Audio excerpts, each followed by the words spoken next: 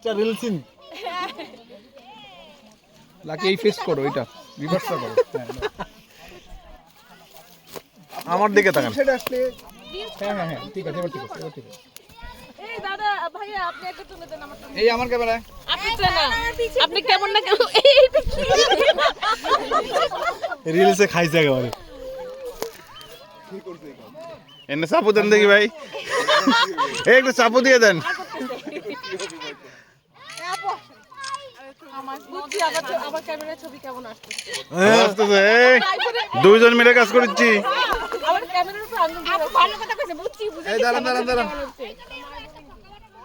এই ক্যামেরা এখানে এখানে।